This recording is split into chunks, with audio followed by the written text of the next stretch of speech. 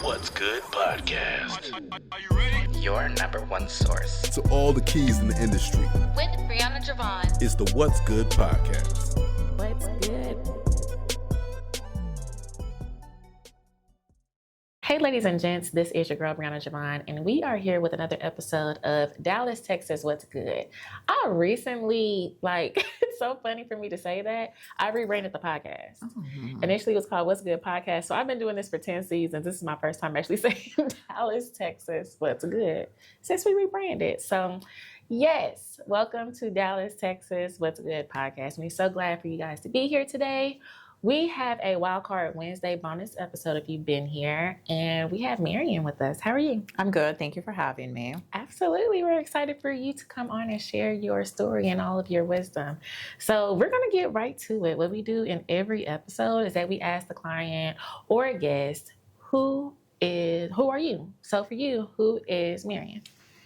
My gosh, that's a great question. So I am somebody who loves connecting with other people and really supporting them and helping them reach their potential, because I feel like so many times throughout my life, people have poured into me and helped me go from here to here. And I just think that's huge, to be connected with other individuals and just go so much farther from that. On a personal note, I'm a mom. I have 3 kids. I love being outside in nature. I love animals, and I've been in Texas for 4 years now, originally from Hawaii. So I definitely always love to be on the top of a mountain or by the ocean. And so that's a little different. So that's who I am. Beautiful. And you're super fit. Are you in the gym? What's the regimen? Because you are amazing. Yes, because life is stressful. And so I go to the gym, and it's good stress relief. And I am there pretty often for sure. Beautiful. So what made you transition from Hawaii to Texas? Because the scenery is totally different. So what made you make that transition? It is definitely a lot different, and I'm so grateful to be here. So I was born and raised in Hawaii. My dad's side of the family is originally from there, so Native Hawaiian. You can't really tell, but little tiny Native Hawaiian. And I did my undergrad at the University of Hawaii. I had moved to the East Coast for a little bit, came back to Hawaii for grad school, and established myself professionally there. But in 2020, 2021, I kind of really I was like, I think it's time to go soon. I want to go experience more. I want more opportunities. Hawaii is so beautiful, but it's not super business minded, especially compared to places like here in Dallas or Texas as a whole, so business focused and entrepreneurial, so supportive. And so I was like, okay, I think it's time to move. So in 2022, made the big move all the way out here to the DFW area. Very nice, and congratulations. Thank you. Thank you. And so you mentioned business a few times. What did business look like for you in Hawaii, and what does business look like for you now that you're in Texas? Yeah. So I got my MBA from the University of Hawaii, and I started doing consulting. Thank you. It was really good. And it's funny, though, too, because I'm a very big believer in that you get so much hands-on experience when you actually go and do things. I'm with you here, because I have an MBA as well. I don't near what I learned and what I'm actually doing for my business is 2 different things. A million percent. I had no idea. And I do wish, I don't know if you feel the same way, that I had known a little bit more about networking and making connections when I was getting my MBA. I definitely missed out on a lot of opportunities from just not understanding how to navigate do that. Yeah. Wish I had done that a little bit more. But after I had graduated, I ended up getting a job in the insurance industry doing consulting with the agency owners. Nice. So I'd go into their office, work with them or their team to be like, hey, this is what corporate wants you to do. Here's your numbers. Here's what you have. Let's work on product knowledge. And I really enjoyed doing that because I was working with other small business owners. So I worked for State Farm and then for Allstate. And insurance is one of those boring industries, but it's so important. So I really got a great hands-on education with that. And I did that for about 10 years, doing consulting in that industry. And so coming now to Texas, are we still in insurance? I know we in photography now. What did that look like now that you're in Texas? I know you mentioned having your MBA, trying out the corporate scene, but now here, are we still in corporate? Are we in photography? No. What are we doing now? Well, good question. So during that, most of the time when I was in corporate, a couple years into it, I was like, hey, I'm going into these offices. I'm doing consulting. It was mostly working with men. And I'm basically fresh out of grad school, this cute girl that's corporate says that you should do this. And I was working with a lot of guys that were established, good at their job, generally bought an agency. So they had enough capital and resources from whatever venture they had done prior to go and purchase an agency, build a book of business. Wow. And so me coming in, I always had, imposter syndrome where you're like, I'm trying to tell these people what to do. And the nice ones would be like, yes. And sometimes they'd listen and other times they'd be like, I'm going to do whatever I feel like doing. Because I was employed by corporate. So you had to really use persuasion to try to get people to understand what you wanted to do. So I'm like, I really feel like I need to have a little different types of hands-on experience. I had started getting into photography as a creative outlet. I saw the opportunity to do some sales and marketing in photography and bring some of that to insurance. Obviously totally different, but I was able to use a little bit from here and move it over to the insurance. And so because of that, the photography studio started doing really well. And in 2020, I made the transition full-time into photography. Very so nice. That's what I moved over to Texas. Okay, wait a minute, because you scaled fast. Yes. So what did that look like as far as the foundation? Even though you're in corporate, you're balancing now, tapping into getting your own business. Because initially when we first get started, we do gigs here and there. But for me, what I'm hearing, it was like, oh, I'm okay with leaving corporate and actually doing this full time because the numbers just made sense. They did. And I was really enjoying the work that I was doing for myself. Although that being said, there's nothing wrong with staying in corporate if you're enjoying it. Absolutely. Sometimes we make the jump because we're like, for reasons that maybe not are like so beneficial. And that being said, I coach executive women that are wanting to make the jump into doing their own thing. So I think it's just wise to look at both things because looking back now, the corporate structure that's able to build big corporations, have that amazing cash flow, have different different locations and everything, there's something to be said about learning from that. So I think I got such a great experience working for a Fortune 50 and Fortune 100 company. And I don't even think I recognized that completely when I was in it. It's only when you come out where you're like, self-reflection. Oh, yes, exactly. So, but it did scale. I was tons of nights and weekends working really hard. And I decided to move when I felt so split between, and I felt like there wasn't enough time. And then I had young kids and I had a lot of personal things going on too. And it's like, I think I got to choose a lane and then go for it, which is funny because growing up, my dad had his own business and I was like, he's like, because I saw how hard he worked. I'm like, I'm never going to do that. I want a corporate path. We're going to take the safe path. Safety net. Exactly. No, that totally makes sense. And I kind of want to get into like your operations a little bit if I can. Okay. So as you're creating your business, what did that look like to say, I'm going to get my prices right. I'm now going to market. I'm now going to use some of the things, of course, that we know in the MBA, right? But what did that look like to actually implement it and scale? So it's interesting too, because I had to learn so many things really through trial and error. Being a creative in the creative space, most people, myself included to some extent, get into it because they just want to create beautiful things. Right. And they want to be creative and use their talents, but the idea of sales, marketing, and systems are not, like nobody's a big fan of it. Like numbers, I would definitely be like, I don't like numbers, don't ask me about that. And so that was something I really had to learn through dips in the business. Thankfully I had, I was good at saving and different things that happened. And so that's one of the reasons. I do have a pretty systematic mind. And so that helped too with building those systems. But I mean, I preach it all the time. That's where you have to get to. No matter what industry you're in, if you have those systems, then everything's going to be better. So I'm completely with you on that. That makes sense because, like you mentioned, sometimes we just jump in it. But then once we're in it, we're like, oh my gosh, like now people are asking me for contracts. Now people are asking me for these things. And I'm like, I don't have these. What is that? Right. I mean, it's not their business that they don't know, but it's like, now I got to take a step back and actually get these things in order. Exactly. So I totally get the trial and error because what you don't know is what you don't know. And so now I want to move into, now you're in the business, you're doing photography.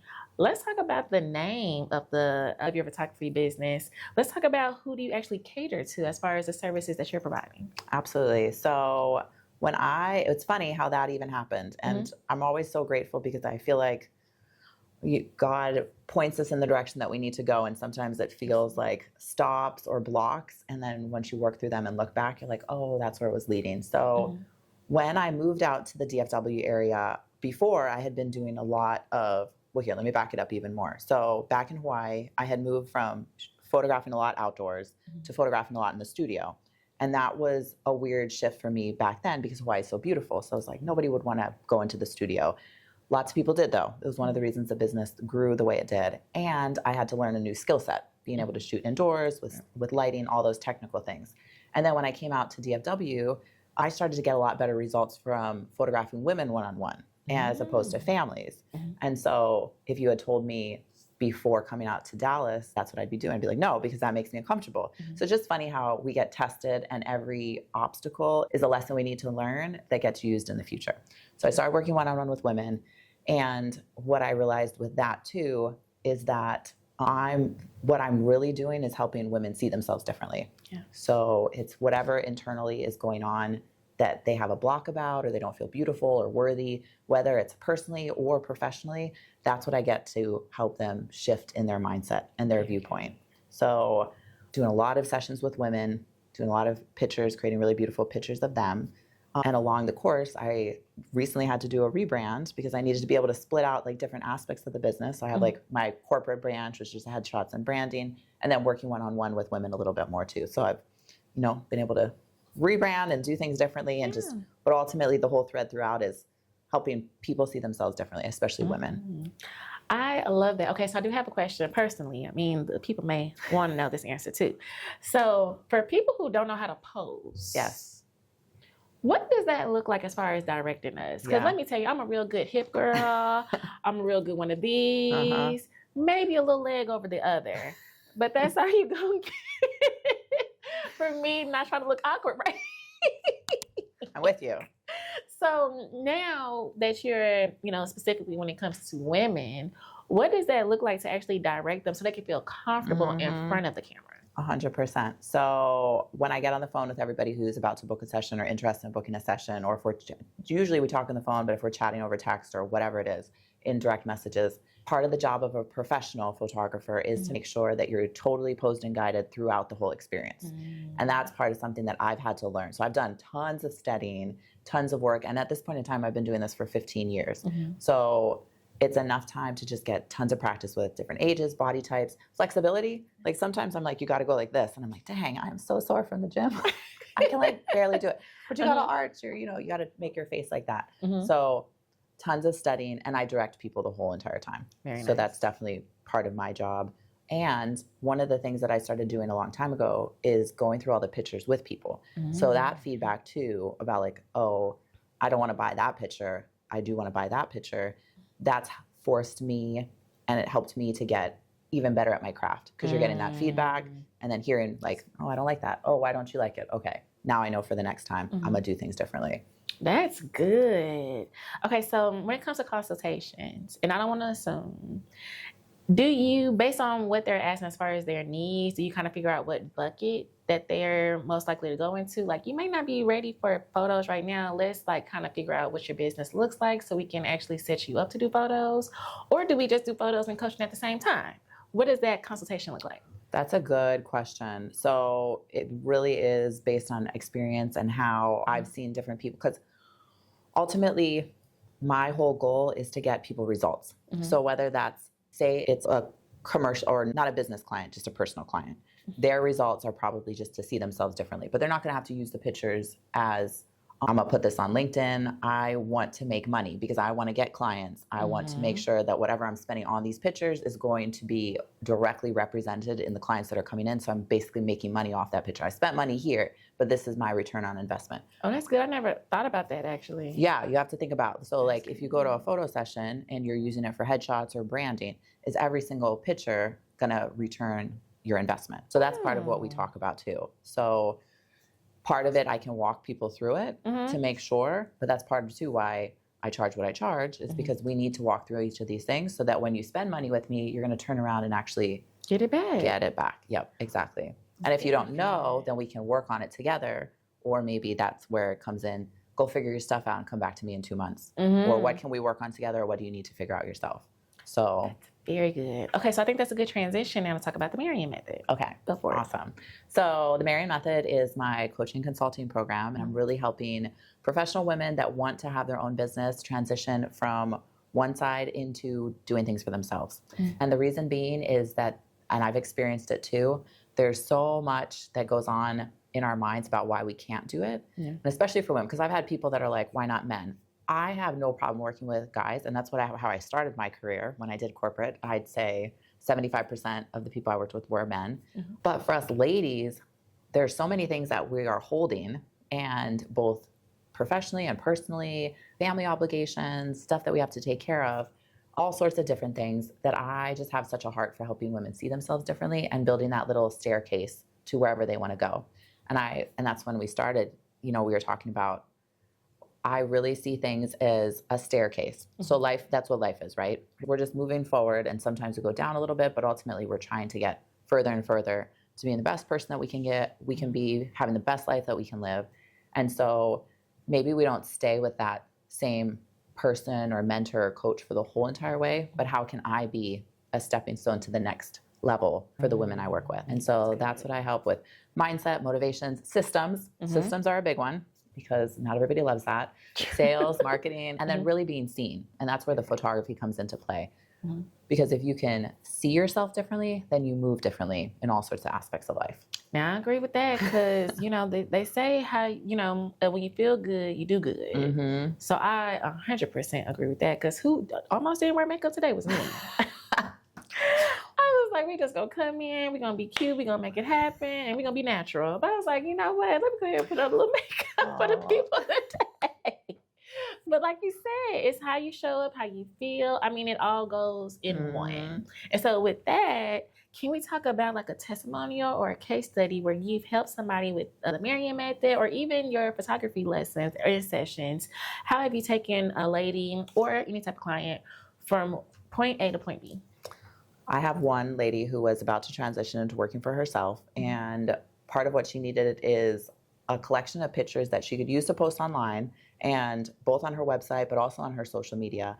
And she had a lot of that imposter syndrome going on. So part of what we worked on was coaching her through why she was feeling that way. Then how is she going to show up? How did she want to appear in the pictures? And what I tell everybody is, every time you're in front of the camera, myself included, because I'm learning some of these things too. It's easy to sometimes coach people about it, and then you also have to look at yourself and be like, okay, how am I showing up also? Like, I'll put myself out there, because there's so many things that go on when you do that. And so I coached her through that. We planned her whole entire session, got the collection of pictures, and then she started regularly posting. And 6 months later, she was able to launch her business. She felt 1,000,000% better about how she was, and we have her second session scheduled. So I'm excited to see the progression of her, just her mental process through everything, because what I've seen with subsequent sessions is that people feel so much more empowered, confident, and they move differently in front of the camera. It's just something that tends to shift inside of them. And they have a lot of fun. I mean, everything's about how much fun and joy can you bring into your life. Sure. So I love that, because you get to follow her from her journey before, and you see the after, like the progression that she mentioned. Yes. I love that. And I think those are the funnest clients, when you get them from the very beginning, because now you're a part of their journey as well. Exactly. Yeah. Very nice. And there's something too, like photography is basically taking a 2-dimensional image and trying to make it as 3-dimensional as possible. And part of everything that what I'm trying to do when I put all that into a picture is connecting emotions with the actual just 2-dimensional picture. So if we can wrap that all in together, maybe a third party isn't going to know exactly, but if she takes that picture and she posts it and she feels confident, she's going to answer the phone differently when a client or prospect calls her. And just everything gets to flow so much better because she sees herself differently. Absolutely. Well, Miss Marian, did you have anything you want to tell the people? Anything you feel like I forgot? Any wise words you want to give the people?